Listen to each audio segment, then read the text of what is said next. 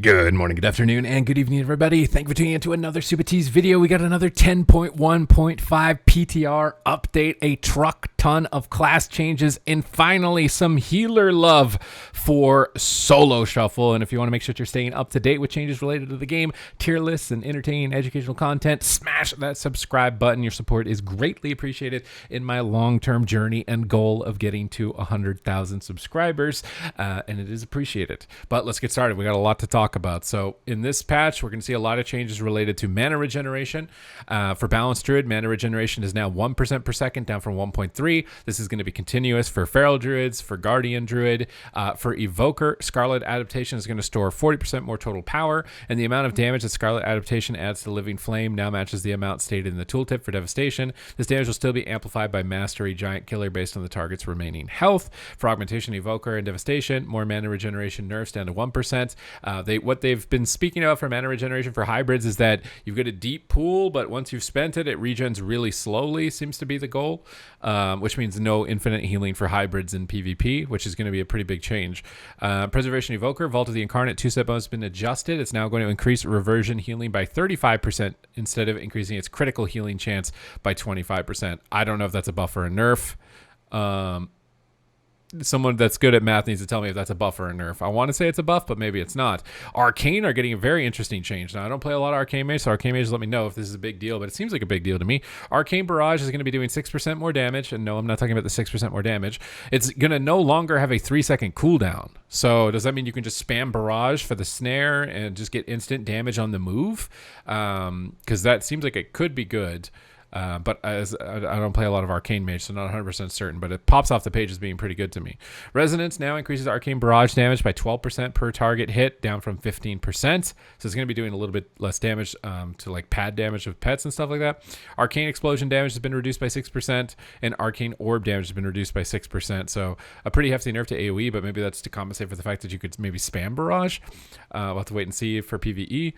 For Fire Mage, we're seeing Pyroblast get a 4% damage buff, Ignite get a 3% damage buff, Fireball get a 4% damage buff. Intensifying Flames have now been implemented, and remember they did a bunch of retuning and big nerfs to the mage specs, so this is like a small buff after a big nerf. For Frost Mage, you're also getting an 8% Ice Lance damage increase, 6% Flurry damage increase. Cryopathy is now highlighting Ray of Frost icon when at max stacks to let you have a little bit more gameplay. Chain Reaction now increases Ice Lance damage per stack by 2% from 1. Brain Freeze increases the damage of your next Flurry by 50%, down from 65%. That's a significant nerf. Slick Ice now reduces Frostbolt's cast time by 4%, up from 2, and the maximum stacks is reduced to 5, down from 10, so you can get to max stacks faster. Coldest Snap has been updated to require you to hit 3 or more enemies to reset cooldowns to apply Winter's Chill.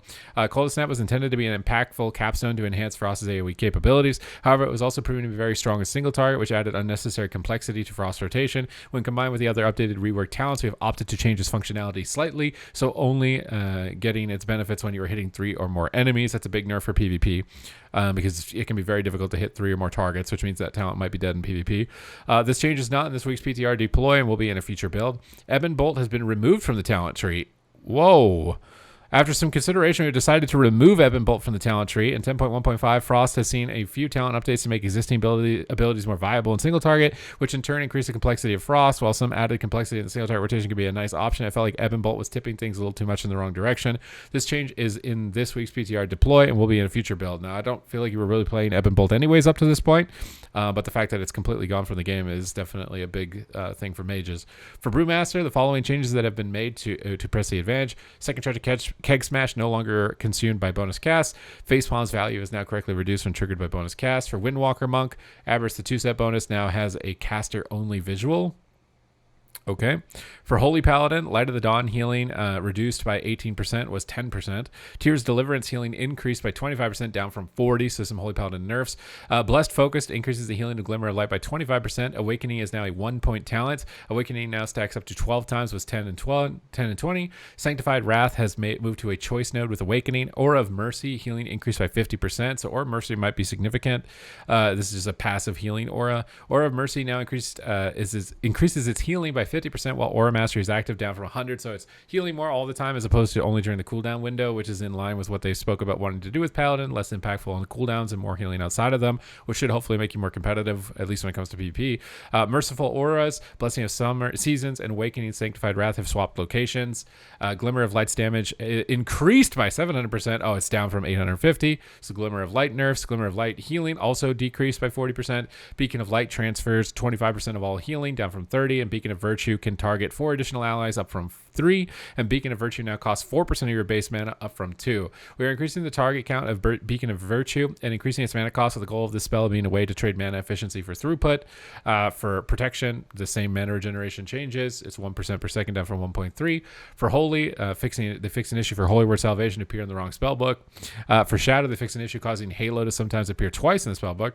Your mana regeneration is down from 1.3 to 1%. For Resto Shamans, resolve an issue causing Initiate Guardian to sometimes trigger before its intended threshold. That seems like a pretty big bug to be fixed. For Elemental Shamans, you're getting some interesting changes. Lava Bursts are no longer fired at enemies affected by breakable crowd control when triggered by deeply rooted elements or Primordial Wave.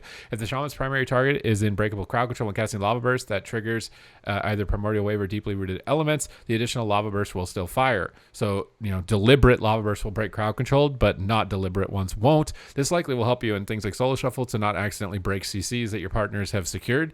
So it's a nice quality of life change. Mana regeneration down to 1% from 1.3. For enhancement, lightning bolts are no longer fired at enemies for breakable crowd control when triggered by Primordial Wave. Same type of change for enhancement. If the Shaman's primary target is in breakable crowd control, it will still break. Area of affected damage from deeply rooted elements proc will no longer damage nearby enemies in breakable crowd control, and your mana regeneration is down to 1 from 1.3. For Restoration, all healing increased by 3%, so a little bit of a healing buff for Resto Shamans. And finally, we're getting into it, the PvP specific changes and the big update for healers. So Field Medic Hazard Payout now contains a new item called the Medal of Conquest.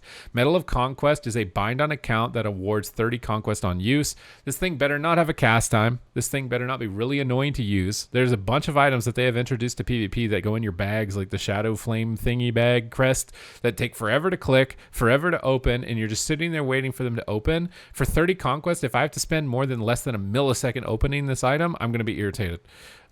Field Medic's Hazard Payout now has a higher drop rate of Medals of Honor, so you're going to be able to gear your ult a little bit by getting Conquest. Honestly, this is a really restricted amount of Conquest. I'm a bit surprised. Developers notes, we're adding additional healer incentives to players queuing for Solo Shuffle, as we've seen a lot of great feedback from the community that the queue times for non-healer roles are too long. Updating the Field Medic Hazard Payout rewards is the first step we're making to make Solo Shuffle more appealing for healer specializations, and we're going to be keeping an eye on how it plays out for future patches, in addition to potentially exploring additional gameplay and reward changes for healer specializations in Solo Shuffle. Seems like this is a really short-term aim to try and get more healers. Bump this Conquest up. 30 is not enough. If I'm playing a healer, then that enables me to get Conquest to gear up my ults almost immediately so I can play a bunch of classes. I'm really happy with that.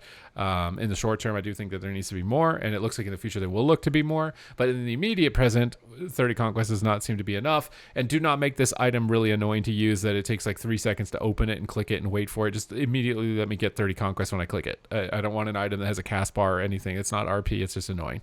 For PvP specifically, Augmentation Evoker. Ebon Might increases the Augmentation Evoker's damage by 20% from 14 in PvP. In Battlegrounds, damage is increased by 14%, up from 10. Interesting that they have differences between Battlegrounds and Arena. I did not know that they had the ability to do that. That is very interesting. Born in Flame increases the max stacks of Burnout to 3. For Priest, the Absorb Shield from Purification is now dispellable. The increased healing taken buff from Divine Hymn is no longer dispellable. And Powered Life can no longer heal Battleground vehicles. That seems like a really big bug. And actually probably did a lot of healing with how much healing those had. But the fact that they could do BG tuning separate from Arena is very interesting to me. So hopefully this incentive is going to get a bit better. Seems like Arcane Mage might be the most interesting in terms of the class changes for this round. Really interested to see how that barrage change comes through. But again, if you want to make sure you're staying up to date with changes related to World of Warcraft, smash that subscribe button. Other than that, that's it for me in today's video. Thank you very much for watching, and I will catch you in the next one.